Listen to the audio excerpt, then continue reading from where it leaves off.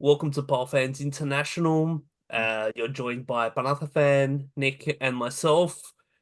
It's been a long time, gents. A lot has happened. I'd say more has happened in the last 24 hours than the last month that we last had our podcast with the Australian contingent. But let's kick things off. Welcome, boys. How are you both?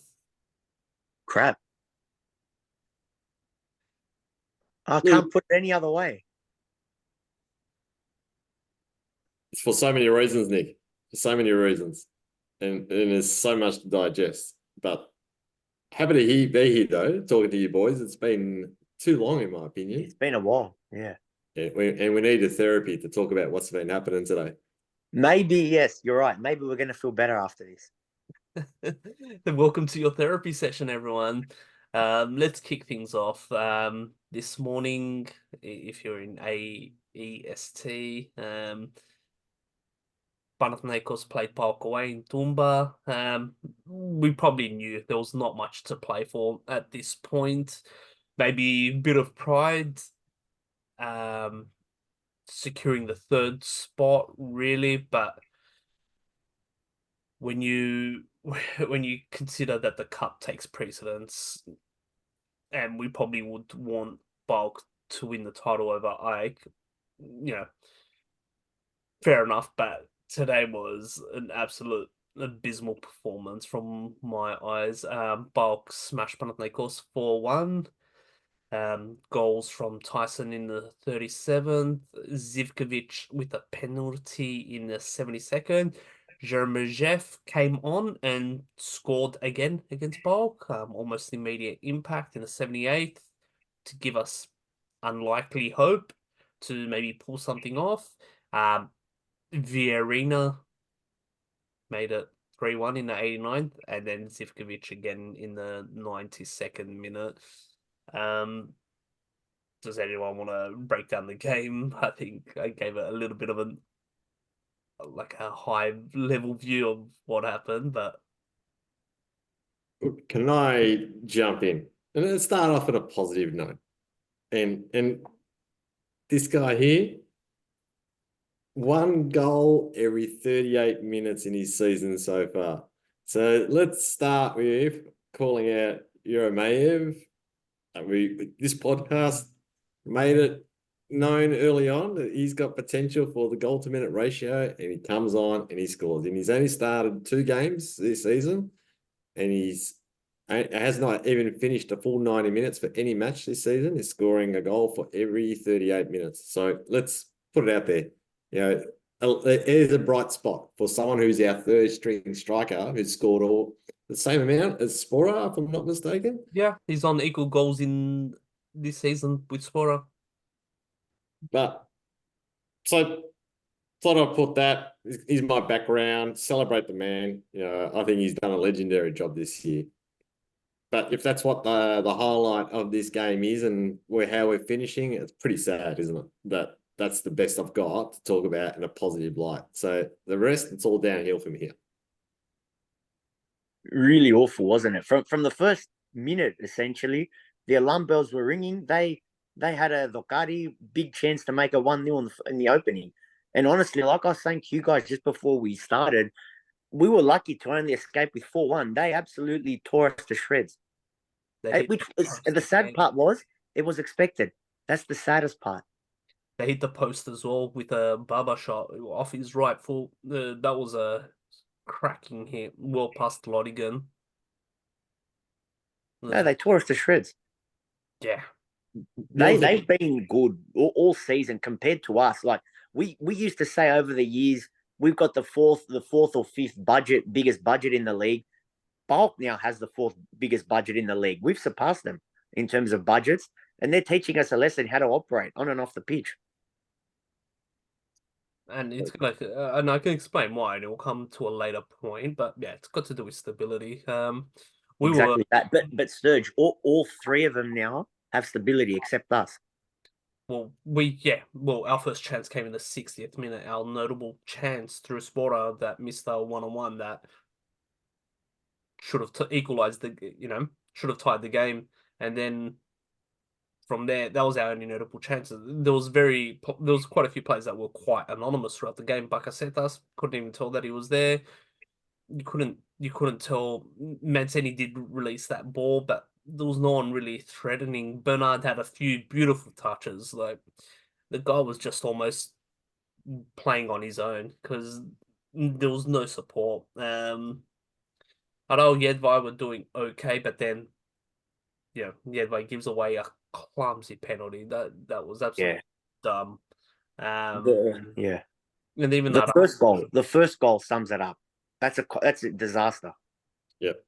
Ruben. that was an unfortunate clearance from a veteran that has been pretty reliable. This just shows where he's at the moment as well, where his legs are at. I think it's not what he wanted to execute, but he just we've discussed about his age as well. The guy's done great for the club. He's been an amazing player for the club, but I think Father Time is catching up to him as well, and it was evident today against a quality opposition. He was almost a non-factor. Terim non-factor as well. Just I can't even put any apart from Bernard, who I found was pretty good. He had a few Takunaka like ripped players, but he was so isolated. Just you can't put any blame on him. But the rest of the game was just awful. Just no really notable chances except for that Sporter one. Bakasetas, I think, tried like a 35-yard shot, which was blocked outside the box. That's the only thing I can remember. And obviously, Jeremy Jeff getting his goal. After that, we didn't really have a chance. I think a couple of corners, but yeah, we didn't really have anything after that. But yeah, I think that's all. We'll probably talk about the game because, in my opinion, it was just we don't know if the players' hearts were in it. Maybe they're just resting for Olympiacos on the next and final match day. Unsure, unsure. I doubt it. I doubt they're thinking about that game. It's honestly, like I was saying before we started, it's all pointless. Analyzing games, previewing games. There's the off-field issues, starting with the ownership, is now the major priority because we're going to go around in circles. It's coaching merry-go-round, playing merry-go-round. 12 years of the same ownership, it's delivered the same shit results. I'm happy to go into more detail on it, and I think it deserves more discussion. But Yeah. why are these players though still playing like they don't care? And there's someone like a Ruben who's played Premier Liga for most of his career, who's a top-notch player, should not be mishitting simple volleys with no pressure on him whatsoever. And in that, now it's unfair to pick on one isolated incident, but just the play in general, some of these players is very disappointing. And I really wonder what else is going on inside the club. We've been saying for a while though, these same group of players that let us down when we built up the lead last year, the way it crumbled. That's not anything new in my eyes. Honestly, I know we've got to talk coach, we've got to talk players, but in my eyes, combined, they're not even 10-20% of the blame in all this. Yeah. Look, the players look like they've checked out. I think since the Artis game, I think it was evident since that game that the players felt like they were checked out. We copped that goal. We just didn't even look like we were performing. And then come again against Bulk. Once again, we didn't even look good at all. Forty injured. Um, we don't know if he's back for the game against the Gavri. We don't even know if he's in the cup final, just with his injury. He did mention in that exchange with the fan that he had 6 painkiller shots just to get through the Artie game. So, whatever he's got might be quite serious that actually he needs rest to deal with whatever he's going through. But yeah, you think some players might be playing for a contract just get noticed, not really give up, but that didn't really happen. I think there might be a little bit of pride to play for against Olympiacos. A, being they're our biggest rivals, we haven't lost to them in a while. B, it pretty much locks in that third place, and C, they've got that, the Milko Cup final coming up, and the Milko Cup is what their fans called it. So I'm just quoting. Their club Yeah. called it that. Yeah, the Milko Cup final. That's what they're playing for. So we don't obviously want to make it easy for them, and think, and let them come into our ground either. It is a home game, so I think there is quite a bit to play for. It's just what kind of Panathinaikos actually turns up. Thoughts on the atmosphere? What sort of atmosphere are we going to see for that? Considering what's going to take place beforehand. Yeah. What's it going to be like inside the ground? Look, obviously, there'll be a lot of chance about the man in the photo behind you during the 90 minutes, but it's going to be a very weird atmosphere. Yeah. When you say the man in the photo, you're not talking about the man in my photo, right? No. The other one. To be clear. The other drop kick.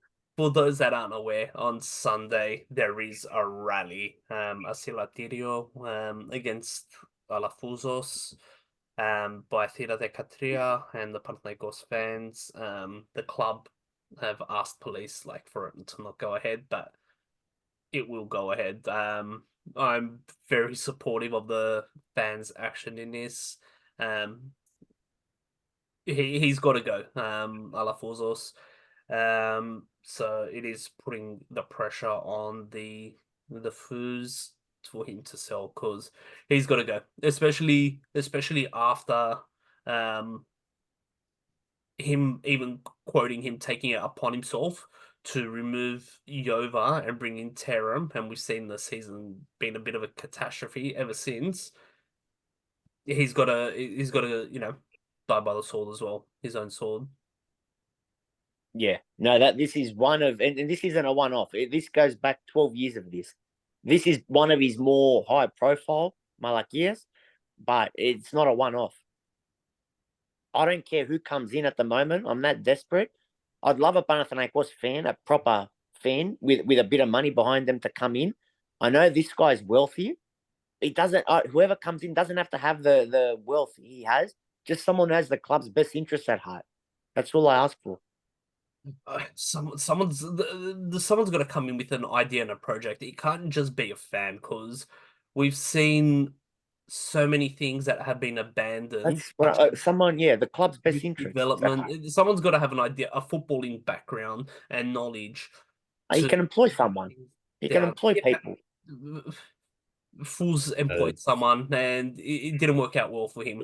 He made the wrong hires constantly. Even our mate Papa Dimitriou. You look at the other clubs, like whether it's Milisanidi or whether it's Marinaki, as the two examples, that they do have a lot of influence in different circles, and they throw their weight around. No joke intended about Marinaki. They do have a fair degree of influence, right? So I couldn't resist. But as far as if another rich person comes in and takes club, great, I'd welcome it for open arms. But are they going to have the will to fight against the dodgy stuff that we see in Greek football? That remains to be seen, because I don't think an employee could do that on behalf of the club. No chance. I mean, well, I'll state the obvious. We know it's no chance. It's 0.00. It's not happening at all. Someone like Yanakopoulos. Yeah, and someone like him. We know Vardy or Nanis. Vardy. Yeah, no, he's not. It's not. Yeah, definitely. Yeah. He's got his company behind as that shareholder as well. He won't relinquish control. No, of course. Someone of that ilk, that character. The concern I've got though is that when this happened, 12 years ago, and change was forced, and then we had one great season, and then it just all fell apart, and then we've suffered ever since. And the fans who have got a long memory remember that. A lot of those fans, yeah, they'll be supporting this, but some of them actually will be not concerned about going through dark ages again. So going back to your question, Nick, I think that the atmosphere is going to be split. I think the fan base is going to be divided here in terms of what's right and wrong. A lot of people are obviously against ALAFOUZOS and for many reasons, but there is that fan base that doesn't want turmoil within the club. Whether we like it or not, I think it is going to split the fan base. And that's my concern here, that there's going to be a fair bit of turmoil. We're probably going to have another terrible year this next year. For sure. This leads to some sort of change or influence. Now, ALAFOUZOS may turn around and say, I don't care. He's going to ignore it. He's going to continue his merry way. But Very he's possible. also, Yeah.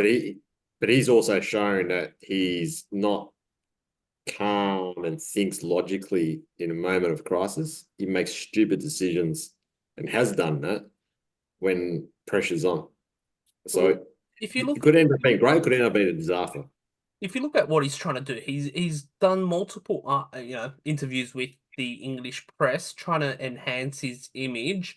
While in Greece, it's a train wreck. While he's trying to perceive himself as someone that's a good guy against corruption, all this stuff. There's no other owner, Savidis, Melisanidis either, that are going to the media that are doing this. They're all minding their businesses and just building the football club within, while Fuz is not building the football club. He's trying to make himself look good while there's an absolute train wreck.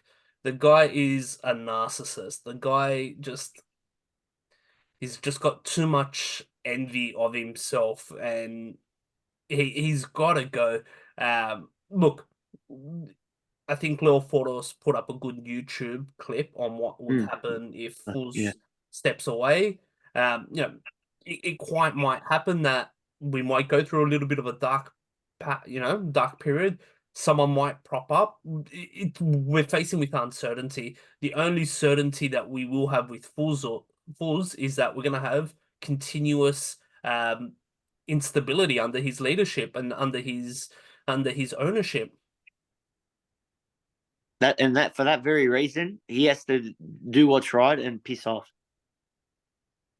So what I'm curious about here is our financial state, because many reports have said, and he himself has said, he's paid the debts off. Yeah. But is the club actually debt free, or is it that he's put his own money into it to pay the debts back, but the club now owes him money? And if he was to sell and he opens up the books, that little detail is going to be very important here as to whether someone's interested or not. And that's what I'll also fear here, that it may not be a simple, transparent sale. Say, here's the books, guys, have a look, whoever's interested.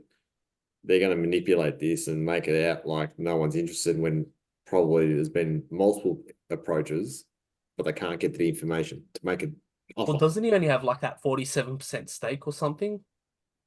Yeah, there's that Sortivo entity, which is claimed to be his, is the majority shareholder from memory. But yeah, obviously the rumor is that it's not him, it's Badir Yanni. But and that's the other thing. There's so much doubt as to the shareholding, what it really represents. Can you imagine then the financials, how reliable they will be, or whether you'd be able to access them or not?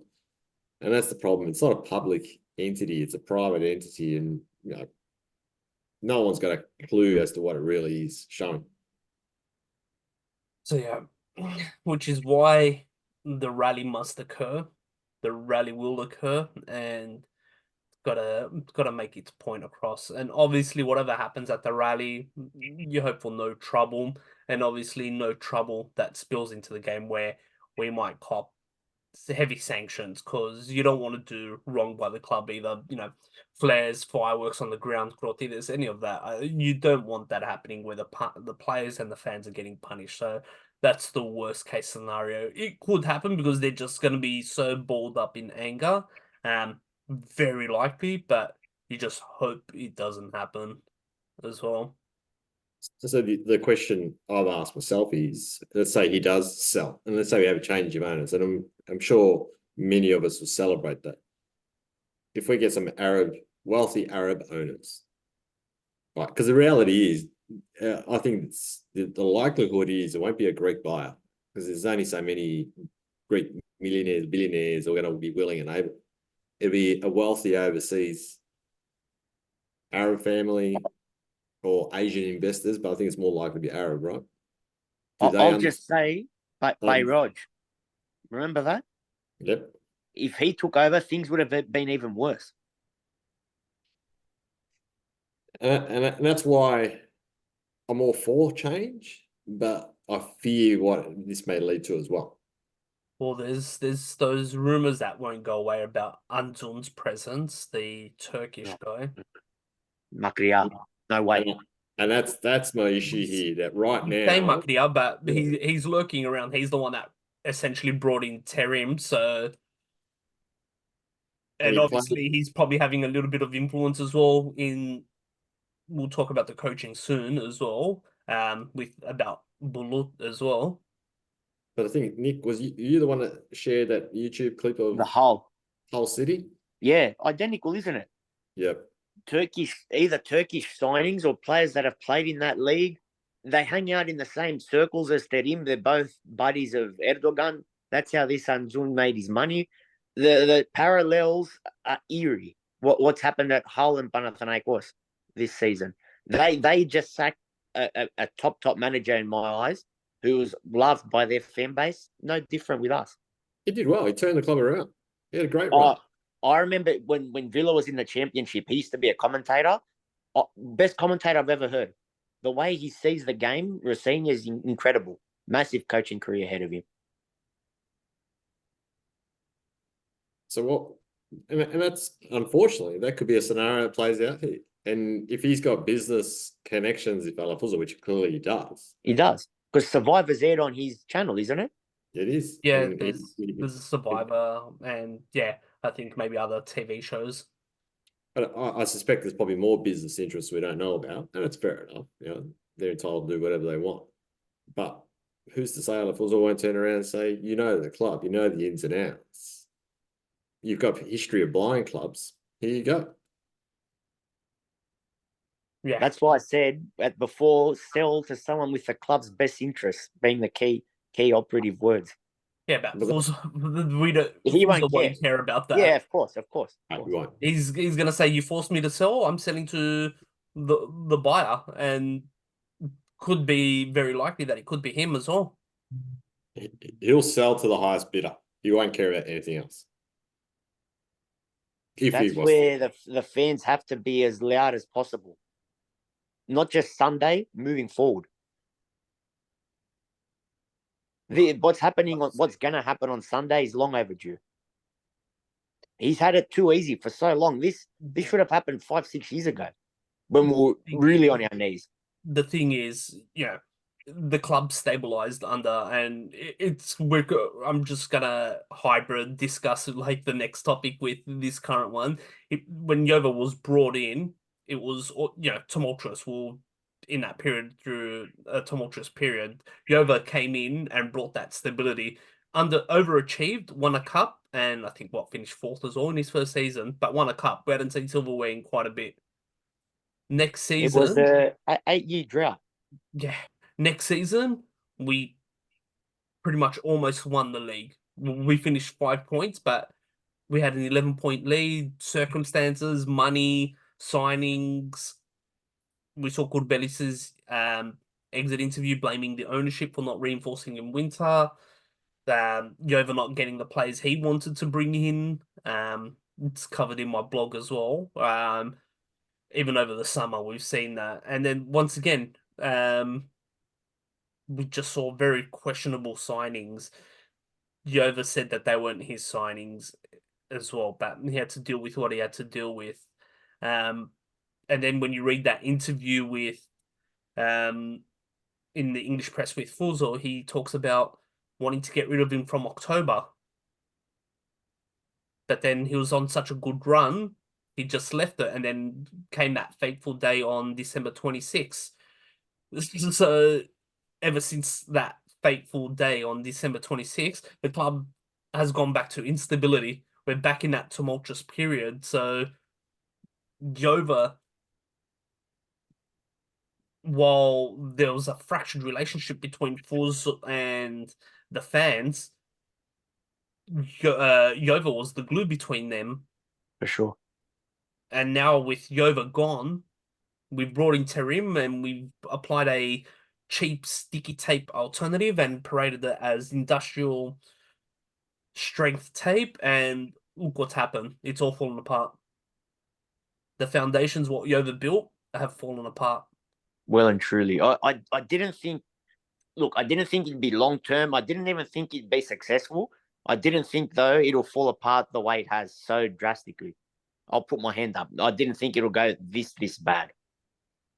I thought, yeah, he'll leave season's end. We either win or don't win the cup, but we'll at least be competitive till the end. Far from it. And the early signs suggested that the way we were playing, you may have been a chance, but no, the last few games is completely fallen apart. Well, yeah, Lamia, Kifisia. And this is what I was trying to say before. Whoever comes in, if ALAFOUZOS stays, Terims goes, the new coach coming in, he's going to have his hands tied. Papadimitriou, if he's there, he's going to have to deal with Papadimitriou's crap, ALAFOUZOS' crap with not being able to get access to his players, his signings. We're going around in circles again. It's that instability. It's what I said. Like, you look at Olympiacos, AEK and PAOK now, they've all got stability. We don't have it. We're no guarantees. We're far from a guarantee to win the cup, which we can talk about, I guess, later. But we're far from a certainty to win that. If we do win it, we're going to have essentially no preseason. That's fraught with danger. If we have big players like Footy get sold, we're going to be playing from like mid-July. Is the club going to be ready? We can have our pants pulled down early doors in Europe. Well, we need to do the clean out now. Ownership. Right now, like immediately, yeah. KD and coach. Everything. Terry needs to go. And, I when we did our predictions end of December in one of the podcasts, I said that we won't win the league, we'll win the cup, but we won't win it with Terim. I don't know what, I had that funny feeling, and it's in one of the podcasts, and in the next podcast, I'll just play it over the speaker just for the shits and giggles, but I just had this feeling, and we've gone back to the instability. You see PAOK, when Yova got sacked, we were only, 1 or 2 points behind first place. 1 point behind. I think it was No, it was PAOK, wasn't it? I think it was PAOK. I think PAOK. it could have been PAOK. It was PAOK. 1 point. Were we going through a dark period? Okay, we lost to Maccabi Haifa. If that's considered there was a bad spell and getting knocked out of Europe, okay, if that's considered a bad spell, but PAOK there was the Brignoli, the Atromitos disaster. We lost to Aris as well. There were signs that all was not well. Yeah. But the thing is, PAOK have stuck by Lucescu. Lucescu hasn't had good runs either. PAOK are different. They're on the verge of winning. They're on the verge of winning the league because they've stuck with him. They've bought into his philosophy and they've stuck with him. They're well run. They're properly run, and Salvidis runs the club. Forget the on-field successes they've had this year because they've had a great season. I think they've scored the most goals, conceded the least. Very good European run. Very, very unlucky to lose to us on penalties in the cup. They could have been in the final themselves. They've been the best team in Greece, but it's the off-field. We talk about, you guys especially have spoken about our lack of players coming through in the academy. Theirs is dominating. We haven't got that. Salvidis, yes, he's Greek, but he's got that Russian background. Forget Marinakis and Melisanidis. He runs PAOK better than they run their clubs in my eyes. But the thing is, he's bought into the Lucescu philosophy. He's got money. He could have easily punted Lucescu, but he's stuck with the philosophy, and they're reaping the rewards. We have a billionaire owner who's I think he's considered a billionaire, and he can't even understand like building and sticking through to a philosophy. Someone that's built a foundation, someone that has created stability, that has made us feared and hated again because we started winning games. We started winning derbies. We started putting pressure onto the old, that top three, that we were once again a force to be reckoned with, and we can challenge for titles once again. And the clubs hated us for that. And not only, what about Villarreal? 2-0 in front of 60,000. Villarreal getting the result in Marseille, the Velodrome. Come on. Come on, like Look, I said it back then. I mean, I don't think we're on a good path with Jovanovic because, as Panathafan said, the signs were there. The timing was horribly wrong. He deserved to be given the chance to see it out.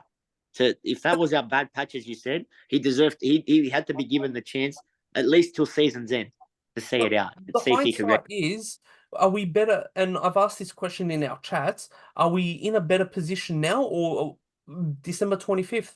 Oh, Christmas, no doubt. That's a no-brainer. December 25th was Yova's official last day before the announcement he got sacked on the 26th. We were in a much better position as a club as a whole, and where we stand in terms of fans and that stability. Right now, we're 6 points off first place. We're tumultuous. There's in the last since the PAOK game, there's rumors that ALAFOUZOS now has called up uh Terims to come and is about to get sacked. So those are the articles that are flying out right now, currently as we're speaking. When in a worse position, and that's because Papadimitriou and Fuzo came out and got rid of uh Jovanovic and took it upon themselves and took ownership to bring in Terim and declare that he's here to win the league. Leoforos mentioned that in one of his videos. The one time he met ALAFOUZOS, you could tell he knows nothing like about. He's not a football person, but he's just very naive, very gullible, and he fell for it. And yet he's making these decisions and he's running these media companies and he's worth a lot of money, right?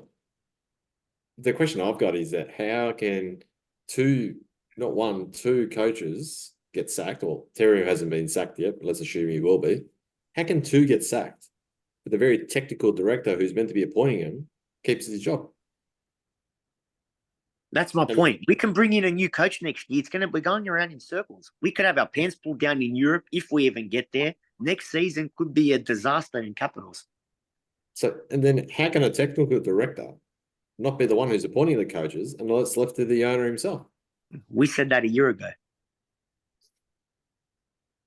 So, and how can the technical director, whose job it is to sign and transfer players, rely on a coach to do that for him? When Terims is the one that was meant to be making some of these signings. And I get that coaches across the world do have sometimes their favourite players they want to bring in. But just the fact that we've got a technical director there who's still there after all these failures, it means that ALAFOUZOS got no idea. Who signed George Baldock then? Papadimitriou. But wouldn't Baldock, if I was a player, he's never played in Greece in the league before, the first question I'd be asking is, who's the coach? Who's the coach going to be? You would have sold him Terim would be the coach. Oh, there you go. Didn't they quote the project as the reason why he signed? Yeah. I don't know what the project is, to be fair. Do you guys know?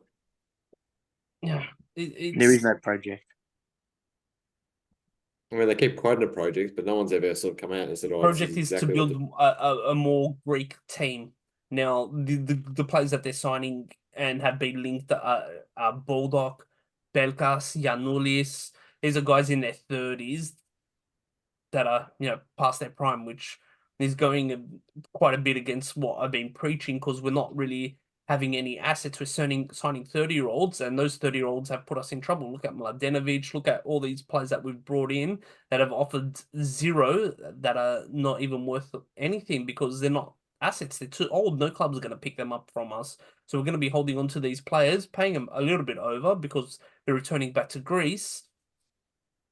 And some are injury prone, and they're on bigger contracts, and they don't hold value. So here we are, not sure. Let's say ALAFOUZOS was still to continue on. We got no idea how this is going to end. We don't know about what coach, what's going to happen. We don't know what's going to happen with our technical director. We don't know what our strategy is, what our project is meant to be. Like you said, a project. The first thing you make public is, what are your goals? What do you want to achieve from this project? Like, does anyone come out and say our goal is to win 3 championships in the next 5 years or something like that? Or to make the quarterfinals of a European competition? Well, there's even within those answers. So there's 2 answers, and then from those answers, it branches down to quite a few possibilities. Because there's the if Fuzo stays or not, the no. I mean, sorry, the yes, he stays. Then there's does he keep Terim? Does he fire Terim? And then it branches off like all these Sell hypotheticals. 40, keep 40. Sorry, Sell 40, keep 40. or at Because 12, that's a big one. Sporting offered is a big no. We've rebuked them and said 25 million, no less. But that's right. If we sell him, he needs that presence needs replacing. Do you back the club to do that? I don't. Well, they've tried. And these are false. This is false. I don't even know why I'm bringing it on here. They brought up Icardi's name this week, and that was obviously to just downplay the rally, which was complete garbage. But that's the state of the club at the moment. I've got something for you guys that I'm just reading now. I'll read it out. Favori o Leonidas Vokolos για τον πάγκο του Panathinaikos. Article that's coming through now. Site's probably not that reliable, but I'll quote it here. They're saying he's a $2 euro, 225 favorite to take over as it stands with the bookies in Greece. Second favorite, Fernando Santos, 450. Then we have Thomas Staff and Paulo Souza at 6.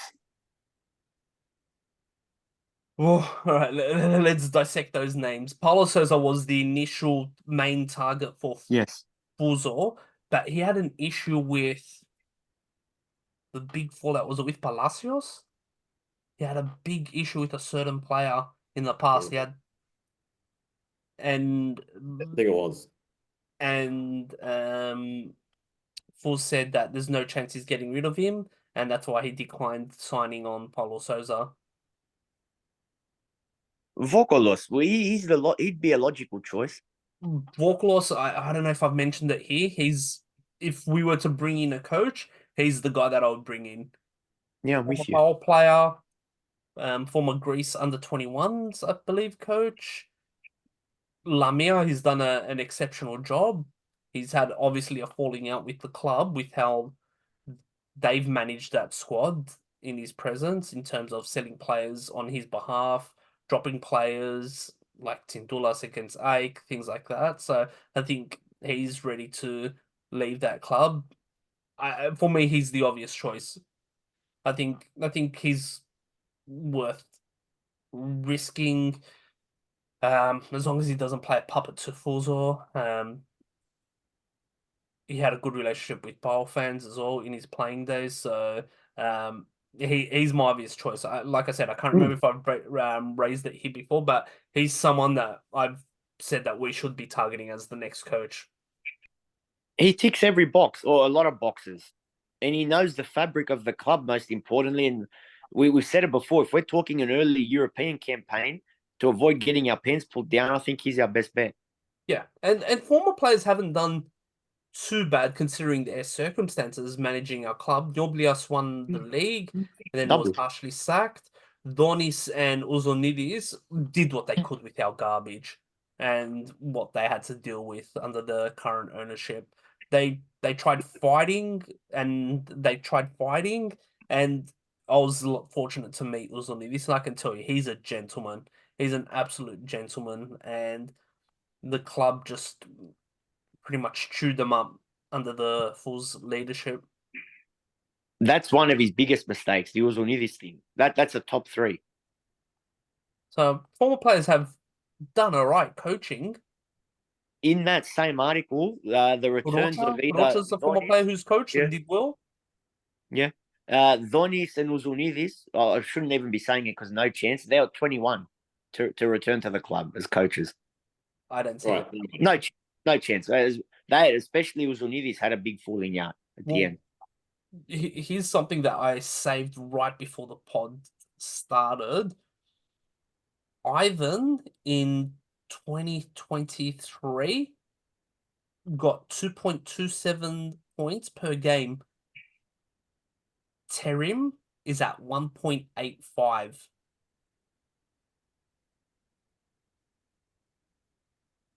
So that's one of the points I wanted to make. So Terim got backed in the winter and just hasn't delivered. It hasn't worked out.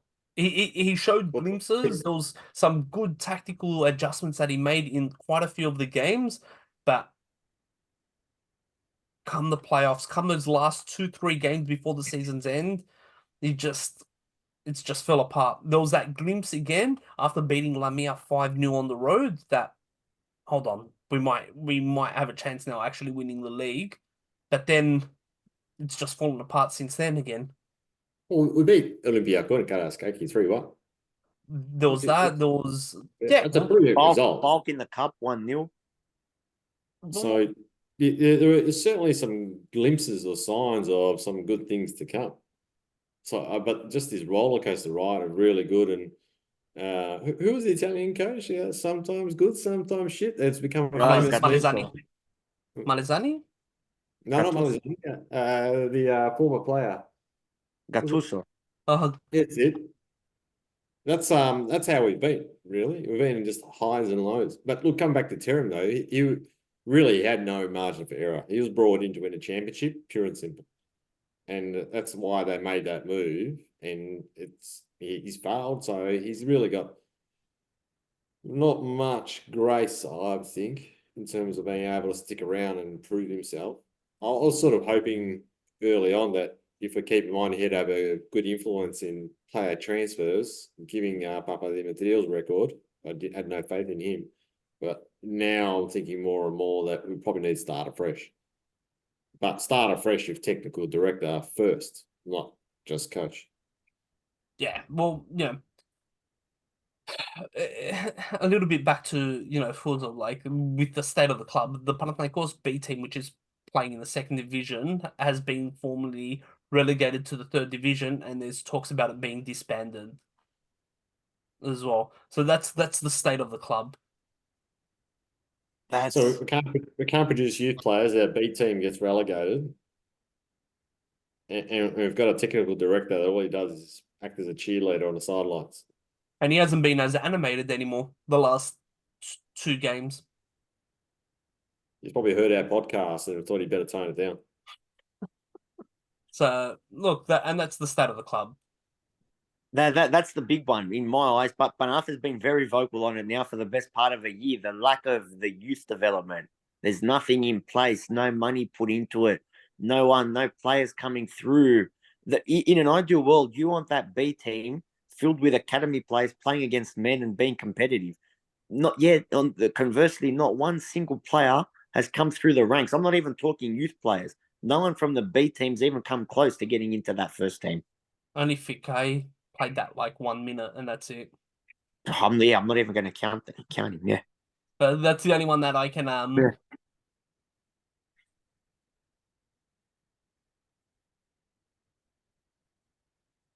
That's the only thing. And it was interesting because there's been multiple reports in the last 12, 15 hours. So we've seen reports that Terim's not getting sacked.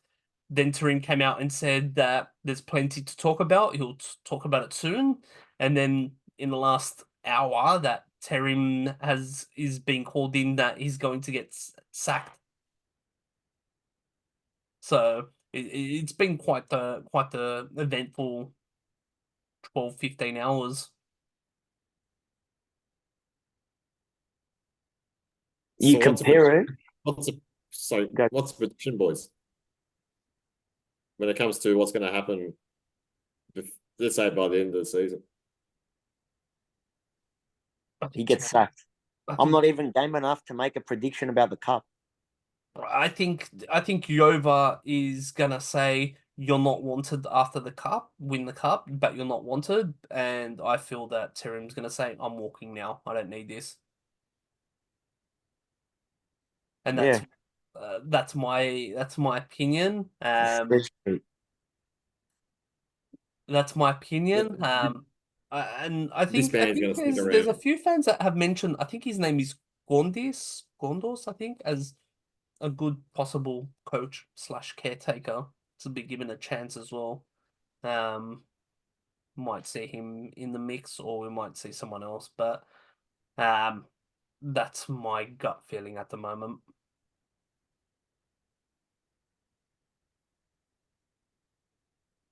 Frustrating.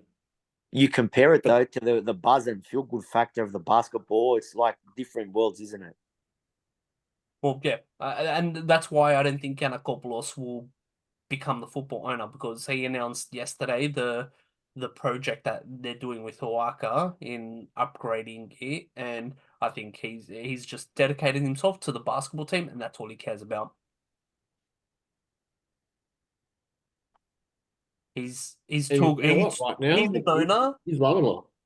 Yeah, he's an owner that took it upon himself. He's or that surname is a big surname in Panathinaikos royalty, and he's woken up in the last 12 months to take it upon himself to rebuild the club, rebuild the fan base, the trust with the fan base. So what he's orchestrated in terms of building the squad, bringing the right players that have bought into his vision, bringing in the coach as well, and there's no trouble at the basketball. It's sold out. The memberships sold out within one day, whatever, 11,200 for next season in the Yeah. basketball in record time. So the the basketball side is on the right path. He's building something special there. And we're in the final four this season. First year with him taking responsibility and building something.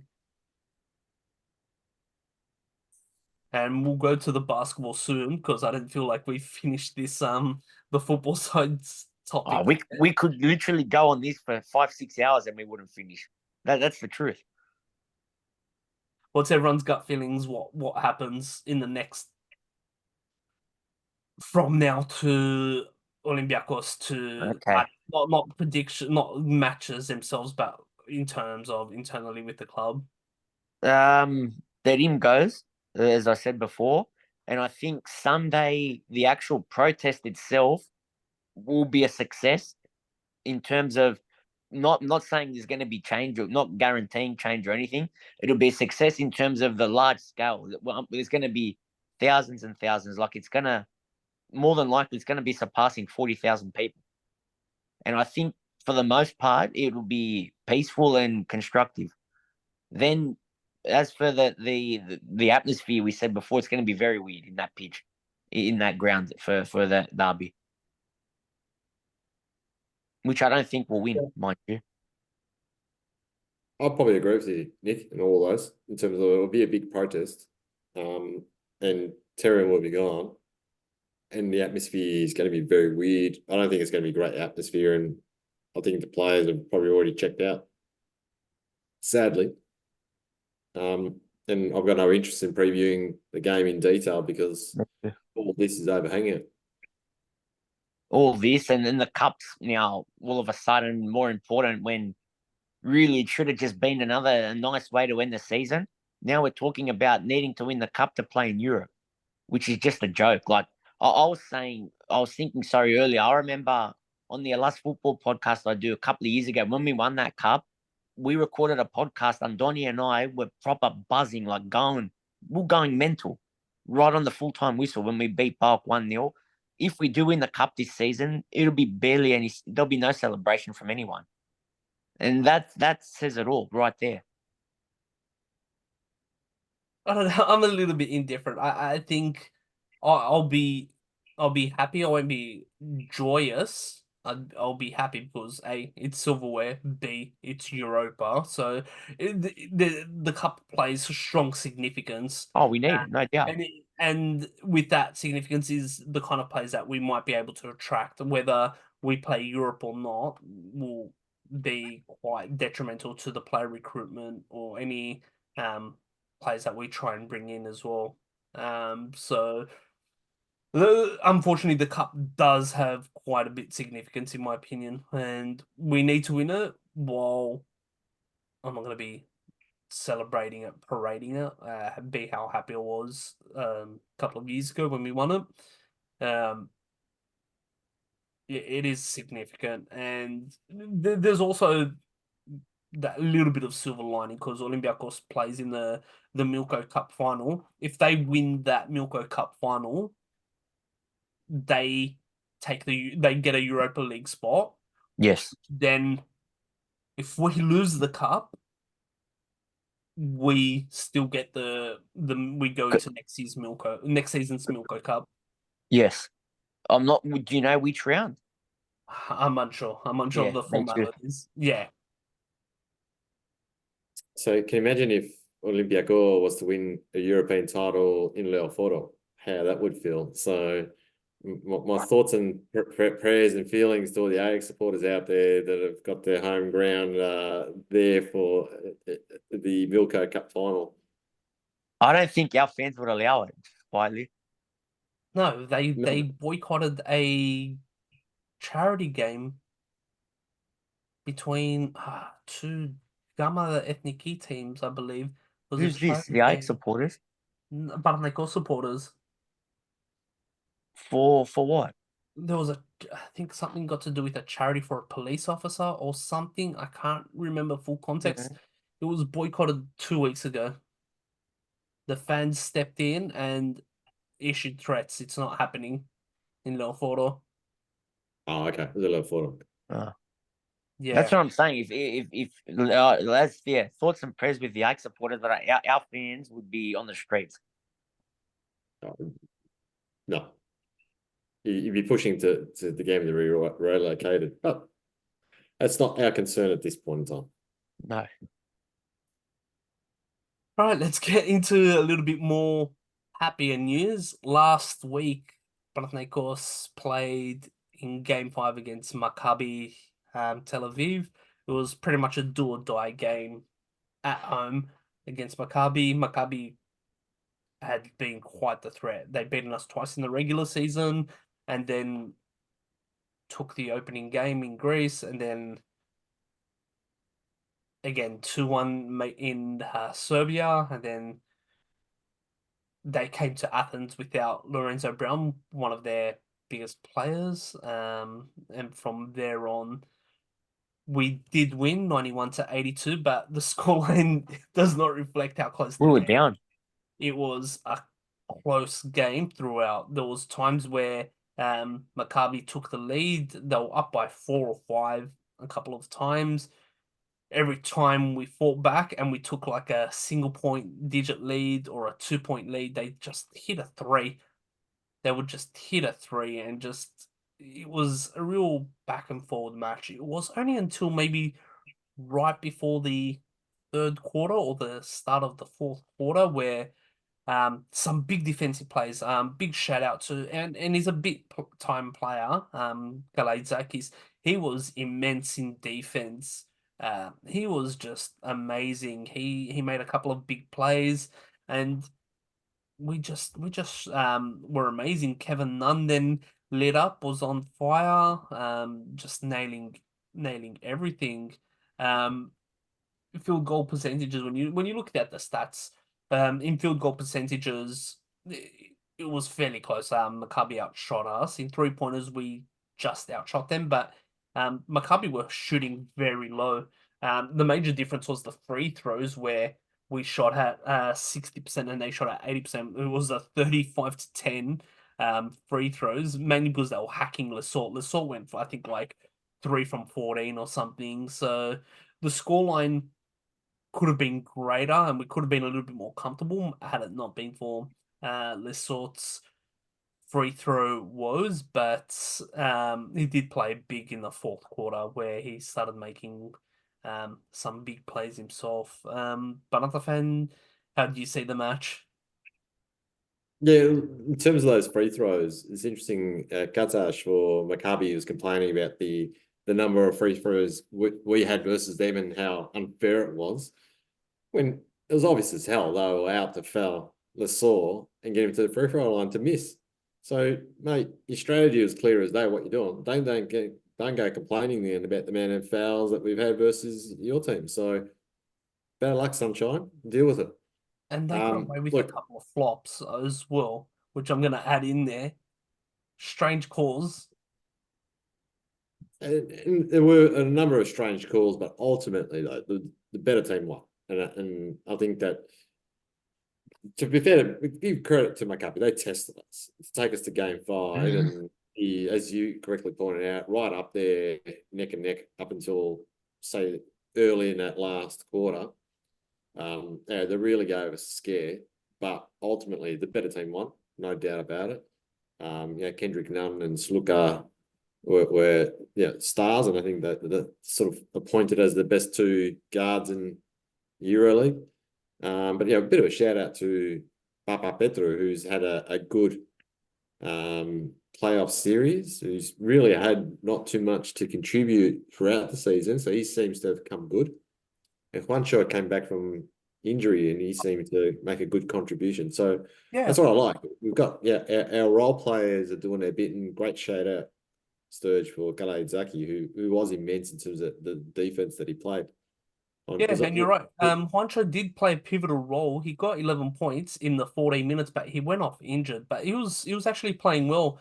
He was shooting very well. And Slukas as well, when we started dominating the game, I just felt it was a little bit too early when I was talking to you guys that he had come on, and then he seemed to have just done something minor to his leg and went off. You could see his frustration at the injury that he sustained, but lucky nothing serious. But yeah, the guys did really lift up, especially in that fourth quarter, because we only went in with a lead by 1 point coming into that fourth quarter. We were down by 1 point at the half, so you can see that it was quite the arm wrestle. Wasn't he playing injured? The Spanish fellow, Juancho?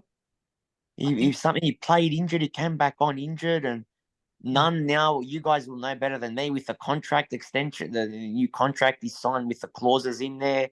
Slukas, you guys again mentioned he's. When you talk about the project, he's essentially the face of it. Yep. Going to your arch rivals and poaching him the way Yanakopoulos did. But Maccabi Tel Aviv, they match up well against us from what I read, and they were much lower than us in the regular season. 7th. We were only 3 games ahead, really, so Okay. it was quite close overall. And What they do you beat us think then twice. in the semi? Bennett, what do you guys think in the semi? All the Final Fours against Fenerbahce, their Bennett, coach yeah. literally just came out today and said that they're glad that they got us in terms of in the Final Four matchup. Look, we played against them twice this season, and we're one apiece where they belted us when we were finding our feet, and then we belted them as well in the return game to Greece. So I think it's quite an even matchup. Even the other one, the other semi. The thing is, they've found their feet now as well, Fenerbahce. I think ever since that loss that they copped from us, they've been on a quite a bit of a streak as well. So, they did push all the way through against Monaco, while we handled Monaco with ease, I would say. Now these are one-off games, the Final Four. So we do have Fenerbahce next. And the games will be in Turkey. Sorry, in Germany. Berlin, yeah. In Berlin. So it's interesting though. I watched the highlights of the Monaco Fenerbahce game, and was it Galathi? Our forward player who it was threw 3-pointers in the last minute that actually got him over the line, and he's not the greatest 3-point shooter either. It left him wide open, and he nailed him. So that they scraped it through against Monaco. They're going to be a tough test, and you can't say there's a clear favourite.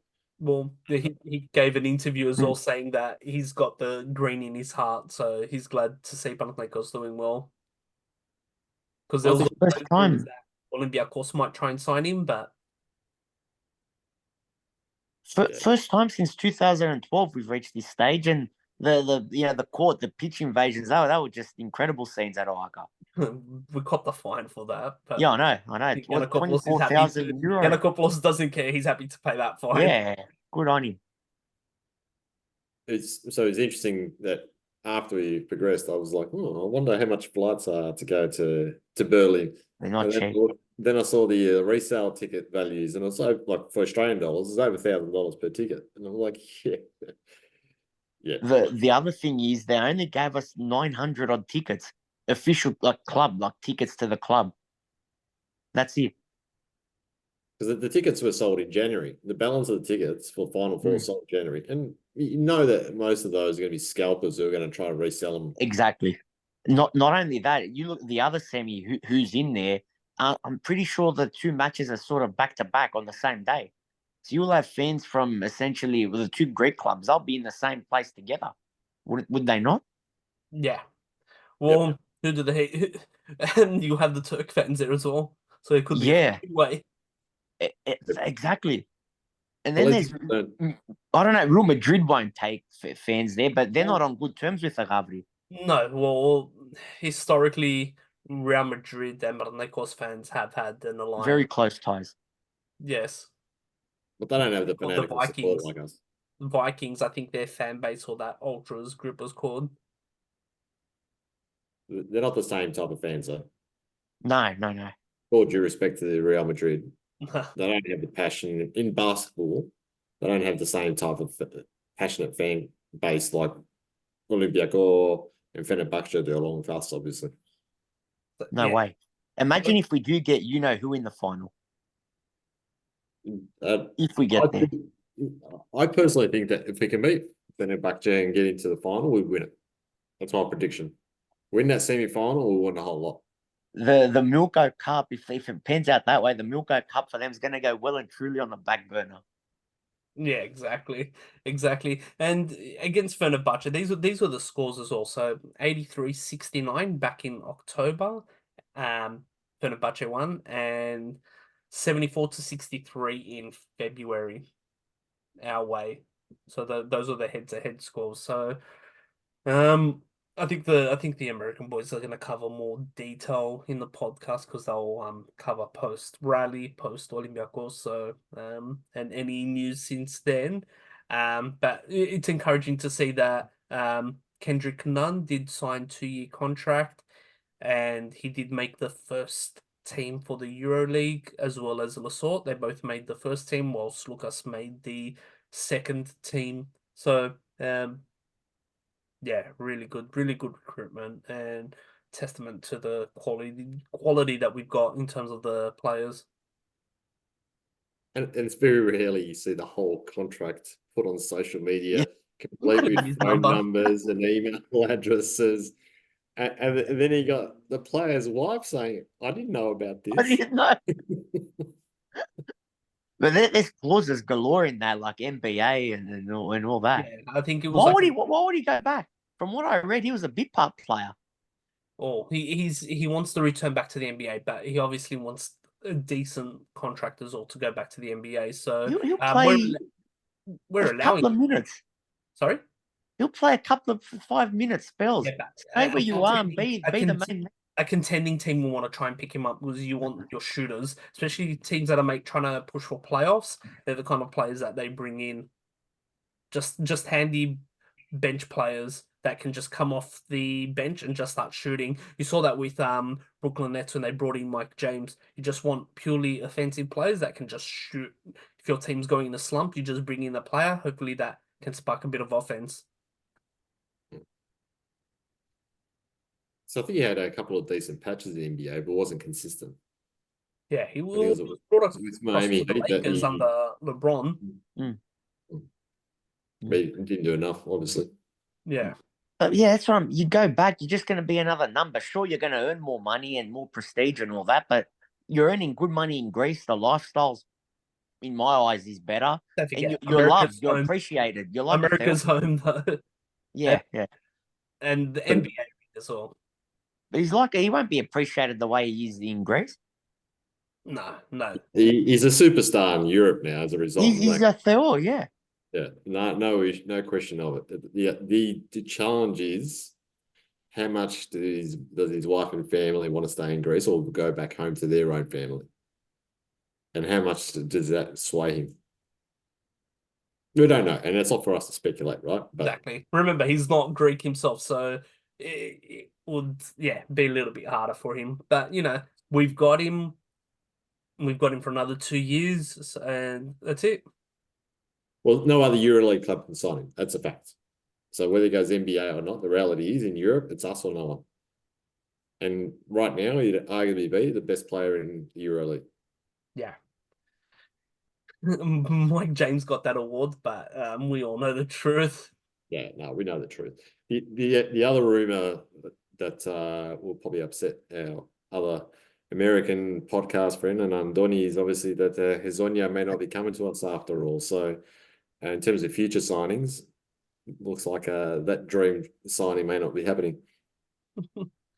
That one's a space to watch because I've read conflicting reports with the Barcelona links and Panathinaikos still there in the wings. But yeah, we'll have to see how that one plays out.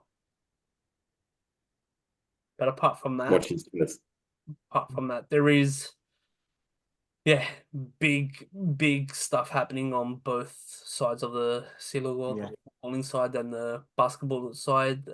Different reasons, different end of the spectrum in terms of sadness meeting happiness, where football's on the sad Literally. part and happiness basketball's here. So, fuck. Sorry about the swearing, but yeah, there's obviously a lot to play out in terms of what's going to happen in the coaching, what's going to happen in the rally, ownership, cup, Yeah. Europe, and then basketball. We've got more success there. Final four, inevitable play Olympiacos in the Greek finals as well. Yeah.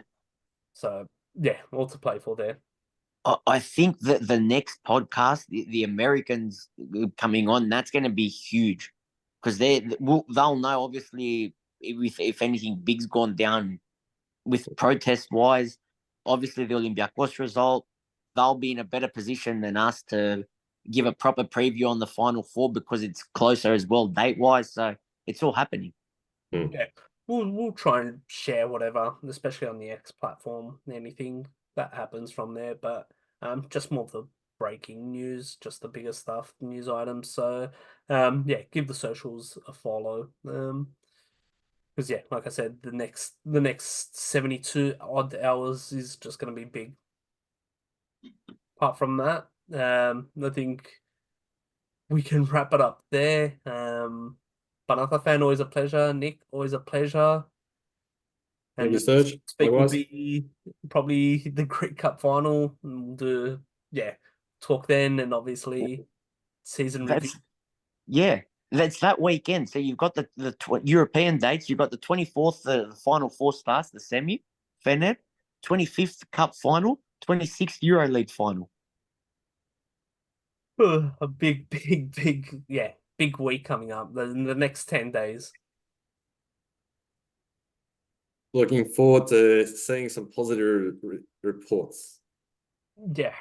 Let's see. Let's hold our breath. Best case scenario, we've got a new owner somehow, miraculously. We've got new TD, we've got a new coach, and just new lease of life in the club. Elon Musk is the owner of Panathinaikos. I've tweeted to him. I've tweeted to him for the Australians. I've tweeted to Conor McGregor. I've tweeted to Conor McGregor. I've tweeted to Feel Good to take over the management side of Panathinaikos as well, since he's done a good job with the Bulldogs in rugby league. Yeah, I've tried. I've tried. All right, gents, we'll leave it at that. Thank you very much.